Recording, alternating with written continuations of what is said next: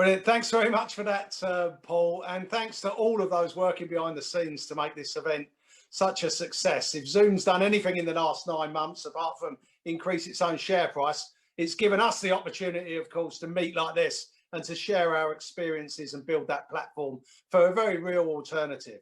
And that alternative, there's an opportunity for us right now. The country's at that crossroads that we always talk about. There's the opportunity to recover and rebuild, not just from COVID, but from decades actually of underinvestment in our public services and in the technologies that will help us to green and clean our towns and cities. We've just left the European Union and we need to recover and rebuild those trading relationships. And of course, we need to position ourselves to meet the challenges of the climate emergency. But if we're going to do that, then we have to reset the clock. And we have to make political choices, as have just been mentioned, to do more than just simply clap our COVID heroes, but to pay them and to pay them properly as well. So that means that we can't return to any sort of business as usual, that low paid economy with insecure work, growing unemployment and widening inequalities. We have to heal a divided nation between those that have and those that have not, with those that have not relying incredibly on food banks, clothing, rent, and indeed life support. We have interest rates now at 0% pretty much across the globe, and we're the 5th richest nation on our planet. So don't tell me that we can't make political choices to invest in our people and in our communities.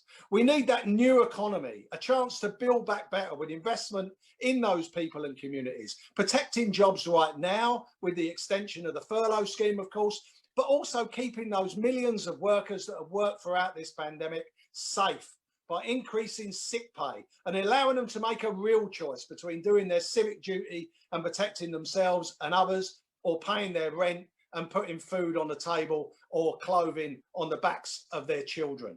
And we need to create support for those good, well-paid, secured jobs in a diverse economy, ending that reliance, that over-reliance on services, and in particular financial services that we've seen over past decades. Investing in our public services, of course, ending the pay freeze for our COVID heroes, for all quick key workers, from bus drivers to health professionals, food manufacturers to cleaners and security guards, putting real money in the pockets of ordinary working people, as Christina just said, that will spend it on our high streets, that will go out and have that meal, that will reopen those pubs, that will fill our cinemas and our theatres, and buy the shoes and clothing in our shops that they desperately need customers to do, and extend that £20 uplift to those on universal credit. Make that decision now. Don't just float it as if it's some tease for some that are the most fearful, anxious and vulnerable in society, but make that decision and make it early and extend it to legacy benefits as well.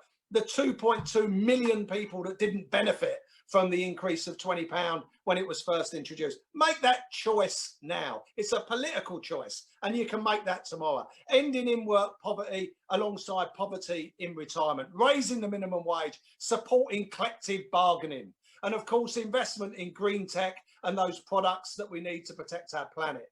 Greening our towns and our cities, our seas and our skies. Delivering that plan for 1 million new green jobs, that vision of full employment and shared wealth.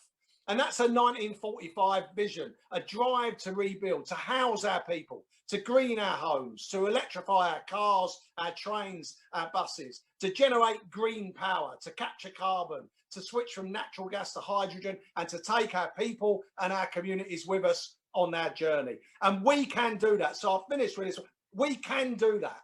Of course, we need to make sure that those with the deepest pockets pay their fair share. Yeah, we should close the loopholes and end tax evasion and avoidance. Of course, we should increase corporation tax and get a tax on those that have maximised their profits during this crisis. But most importantly, let's get people back to work, and not any old jobs. Let's get them back to good, well-paid, secure, unionised jobs. Let's get people paying taxes, not claiming benefits. Solidarity. Thanks, Steve.